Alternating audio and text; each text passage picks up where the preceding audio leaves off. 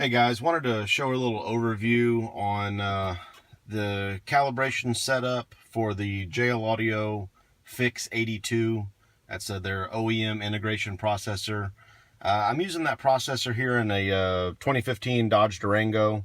Durango's got the Chrysler Uconnect in it, and kind of makes it tough taking out this whole stock radio to get some better sound. But what I've got is the FIX that is connected to the factory amp, and that's drawing some stock signal, and it's going to take that and kind of remove the factory tune, give us a better, flatter signal to then send to some aftermarket audio. I've been working with the tune software here that they've released for it. Did the firmware update tonight and was running into a couple of problems off and on calibration issues.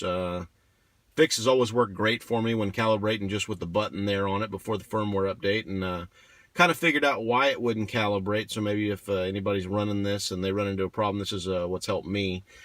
We'll start off here. We've got the tune software with these little windows. They show the left and right channels. You've got your inputs down here.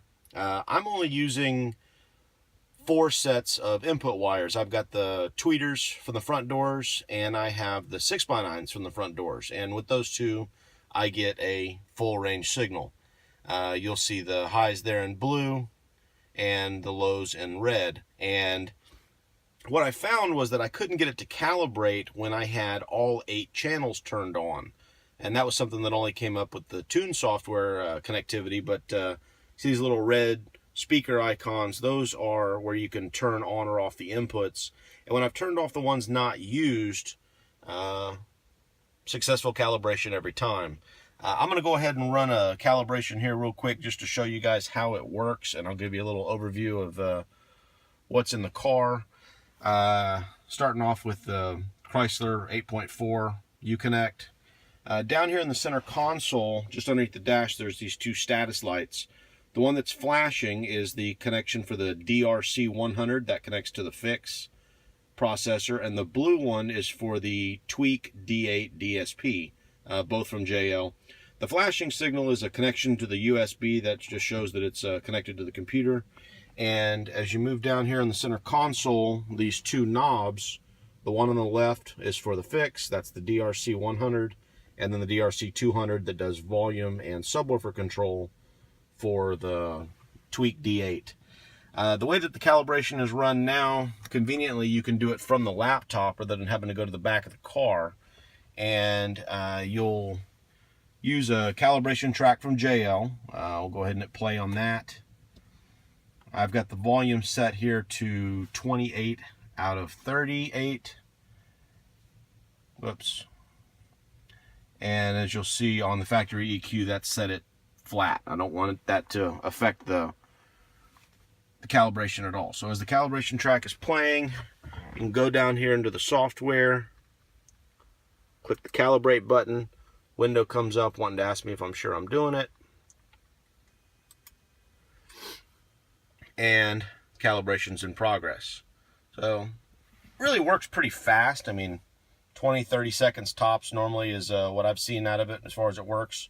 The track it plays kind of plays for a little while, goes through a couple of seconds of silence, and then starts up again. We'll see if this will calibrate again successfully. And no. Failure for a low input signal.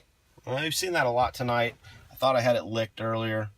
Let's try this one more time and see if we can get that to go away.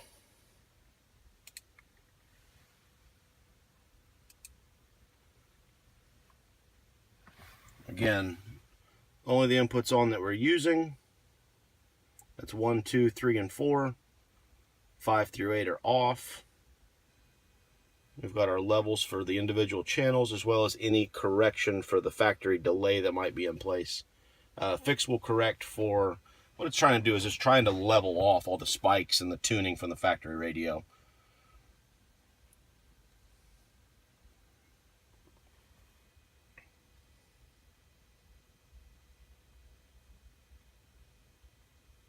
and we got a successful calibration. So what you see on inputs 1 and 2, that's from the door speakers, the 6x9s. That's playing the lower frequencies. JL kind of recommends to use the mid-range speaker for the inputs 1 and 2. And then for 3 and 4 being our tweeter connections. And you'll see those there. The orange bar is showing what the FIX is trying to do as far as leveling that off. And you'll see that dip there at the end. I've noticed when I play music after calibration that my highs are much quieter than they were before. I'm assuming that it's calibrating and compensating for that big spike you see on the high frequencies in the blue portion. And that's on both sides there. A nice thing here with the software is that I can go in and click on the Tune tab, and now I have access to graphic EQs that can be adjusted. And if you move one of them up as an example, they're linked, so you can see left and right kind of moving together.